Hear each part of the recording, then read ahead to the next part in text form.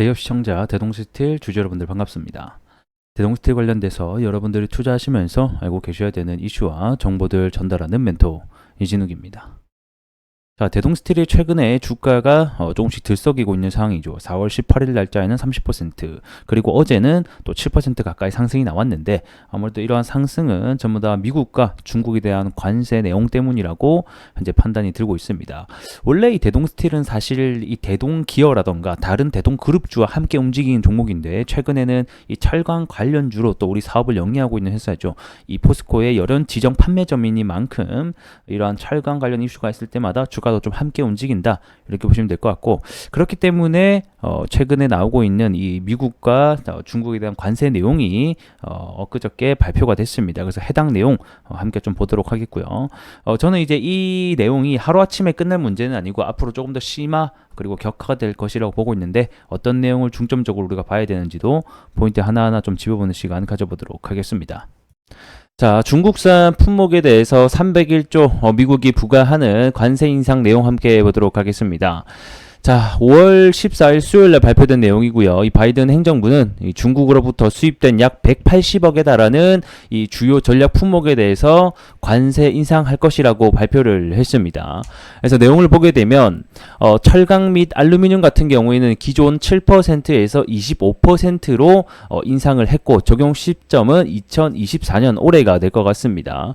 그리고 뭐 이제 나머지 반도체, 뭐 전기 자동차, 이 전기 자동차 같은 경우에는 25%에서 약 100%로 5배 이상 사실 부과를 했는데, 이게 사실 뭐 중국에서 미국으로 수출되는 전기차가 사실상 거의 없거든요. 그래서 올해 이 중국 승용차 협회에 따르면 올해 1분기 미국에 수출된 중국산 이 전기차는 이 폴스타라는 브랜드가 하나 있습니다. 그래서 이 폴스타의 227대, 요거 2217대, 요거 말고는 사실상 전기차가 나가는 게 없기 때문에 추가 관세가 부과된다고 하더라도 이 중국 전기차 기업에게는 미치는 영향은 거의 없다, 이렇게 좀 보시면 될 것 같고, 뭐 나머지 배터리 부분에 있어서도 7.5%에서 25%로 대부분 인상을 하고, 주요 광물 역시 25%로 대부분 사실 수입되고 있는 거를 다 조사를 해서 현재 관세를 크게 부과한 것으로 보여집니다. 의료 제품에도 사실상 거의 0%로 이제 부과를 하고 있었는데, 뭐 주사기라 바늘이라던가 등등 해서도 부과한 모습을 볼 수가 있네요. 그래서 오늘 이제 해당 내용이 발표되고 나서 일단 단기적인 재료 소멸로 시장은 판단을 해서 현재 주가들이 조금 하락이 나오고 있는 상태입니다. 제가 말씀드렸던 부분 중에 하나가 이 관세 인상률 같은 경우에는 철강이 기존 7.5에서 25%로 올라갈 때 이게 예상률이었잖아요. 근데 똑같이 나왔어요. 그래서 이게 만약에 더 추가 상승이 나오려고 했으면 사실상 요거보다 조금 더 크게 부과가 됐으면 시장에서 한층 더 주가가 올라갈 수 있는 계기가 됐을 것 같은데, 기존에 예상하고 있던 바가 그대로 나오다 보니까 지금 현재 단기적인 재료 소멸에 대한 인식으로 주가가 좀 하락하고 있는 게 아닌가, 이렇게 좀 생각이 들고요. 자, 그러면 이번 관세로 인한 국내 증시 영향은 어떤지 함께 보도록 하겠습니다. 자, 일단 초반 같은 경우는 처음에 4월 중순이었죠. 그때 이제 이 미국이 중국 제품에 대한 관세를 부과하겠다라는 소식이 처음 나왔을 때는 중국 제품에 관세를 부과하게 되면 우리나라가 반사이익이 되겠구나, 돌아갈 수 있겠구나라는 생각 때문에 사실상 주가는 크게 상승이 나오기도 했습니다. 근데 현실은 어떠냐?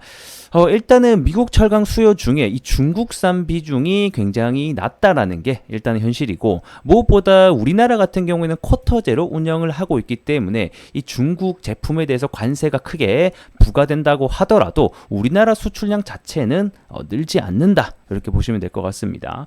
하지만 우리가 또 생각을 해봐야 되는 게, 이 몇몇 기업들 중에서는 이 미국에 직접 생산 법인을 두고 있는 회사가 있습니다. 그래서 이런 회사 같은 경우에는 직접적인 수혜가 될 수도 있다는 점 참고해 주셨으면 좋겠습니다. 그래서 쿼터제를 받지 않습니다, 생산법인 같은 경우에는. 근데 판매법인 같은 경우에는 조금 다릅니다. 판매법인은 일단 수출을 가지고 와서 거기서 판매를 하는 회사이기 때문에 쿼터제를 받을 수도 있다.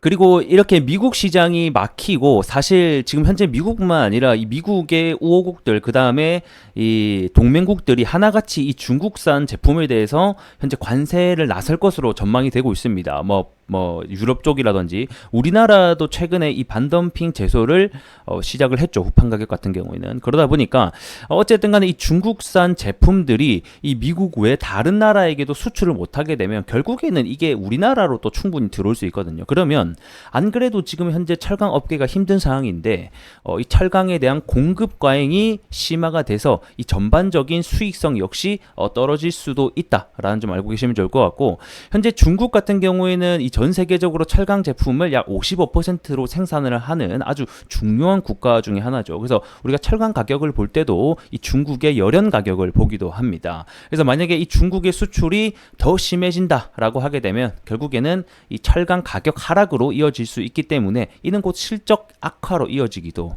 하죠. 그래서 이 철강협회에 따르면 23년도 이 중국산 철강제 수입 같은 경우에는 873만 톤으로 집계가 됐는데 전년 대비 약 30%나 육박하는 아주 큰 수치로 증가를 했다는 것을 우리가 알 수가 있습니다. 중국산 제품만 아니라 사실 이제 일본 같은 경우에는 마이너스 이제 금리를 비록 탈출하긴 했지만 아직까지는 값싼 이 엔저로 인해서 철강들이 우리나라에 또 유입이 되고 있기 때문에 사실상 우리나라의 철강 제품들이 조금씩 더 입지가 좁아지고 있는 상황이다. 이렇게 보시면 될 것 같고, 결국에는 이러한 사태로 인해서 이 미중 무역 전쟁이 더욱더 격화될 것임을 우리가 알 수 있을 것 같습니다. 결코 단발성으로 끝날 이슈는 아니라고 저는 보고 있고요. 이번 미국 대선이 11월 달까지 남아 있는 만큼 이 사실 바이든이나 트럼프는 이 자국의 표심을 얻기 위해서 이 중국을 더욱더 압박을 해 나가고 있는 상태고, 그거를 넘어서 이 동맹국들 프랑스라던가 유럽 등등등 해서 다른 부분에 있어서도 이 중국에 대해서 압박을 가할 것으로 현재 보고 있습니다. 자, 그러다 보니까 이 11월 달까지 미국 대선이 있는 만큼 그 안에서는 이 철강 관련주들이 충분히 해당 관련 이슈로 인해서 언제든지 들쑥날쑥 할 수 있다. 주가의 변동성이 확대될 수 있다는 점 참고해 주시면 좋겠습니다. 자, 그럼 마지막으로 중국의 입장 보도록 하겠습니다. 자, 현재 중국도 가만히 있지 않겠다. 무역 전쟁 전면전을 어느 정도 예고를 하고 있고, 우리도 똑같이 보복 관세를 하겠다라고 얘기를 나서고 있습니다. 특히 미국의 일부 인사들은 이미 너희들 미쳤다. 단극 패권을 지키기 위해서 이성을 잃었다라고까지 얘기를 하고 있는데요. 자, 앞서 2018년도 때 미국의 트럼프 정부가 이 중국산 일부에 대해서 추가 관세를 매긴 이 과거 이력이 있습니다. 그때도 이 중국 역시 이 세계무역기구에 제소도 하고 이 보복 관세를 추가적으로 부과한 전례가 있는 만큼 아직까지는 이 미국 관세 인상 조치에 대해서 구체적으로 어떤 보복을 조치할 것이다라고 밝히고 있진 않지만 똑같이 무역 제소도 하고 보복 관세도 할 것으로 보여지고 있습니다. 그래서 이 현재 중국 같은 경우에는 이 고관세를 매긴 나라에 대해서 똑같이 보복관세를 하기 위해서 이런 중국판 301조를 지난달에 통과시키면서 이게 현재 12월부터 가동될 전망이기 때문에 이것뿐만 아니라 다양한 부분에 있어서도 이 미중무역 전쟁이 이제 정말 심화가 되겠구나라는 것을 우리가 알 수 있을 것 같습니다. 자, 대동스틸 차트 함께 보도록 하겠습니다. 자, 과거에도 30% 주가 이유가, 그리고 어제도 주가 상승 7% 이유가 결국에는 해당 이슈 때문이라고 보여지는데, 주가가 유지하지 못하고 자꾸 종가 무렵에는 다 차익 실현 매물에 의해서 반납하는 이유가 결국에는 두 가지가 될 것 같습니다. 일단 첫 번째는 이 대동스틸이 직접적으로 미국에 현재 수출을 하고 있는 기업이지는 않다 보니까 조금 테마성으로 움직인다, 이렇게 보시면 될 것 같고, 그리고 이 대동스틸이 사실은 여기 가격대 매물이 굉장히 크단 말이에요. 그래서 과거에서부터도 꾸준히 이 윗꼬리로 항상 차익 실현 매물에 의해서 밀리던 종목 중에 하나이기도 합니다. 그래서 기술적 분석으로도 재료로도 그런 영향이 있다 보니까 계속 밀리고 있다, 이렇게 보시면 될 것 같고, 하지만 방금 말씀드린 대로 미국 대선까지 아직 11월까지 있죠. 그래서 그까지는 해당 이슈가 불거질 때마다 주가가 단기적으로 변동성을 키울 수도 있다, 이런 점 참고해 주셨으면 좋겠고요.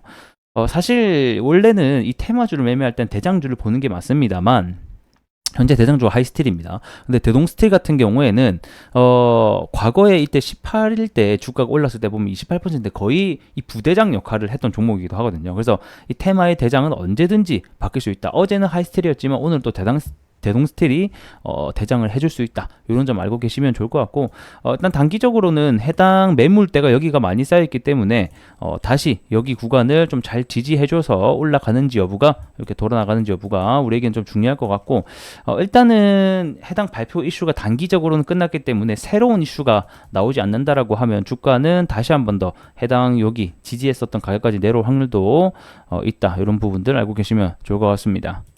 자, 오늘 영상은 여기서 마무리해 보도록 하겠고, 좋아요와 구독으로 큰 힘 주시면 감사하겠고, 저는 또 다음 시간에 뵙도록 하겠습니다. 고맙습니다.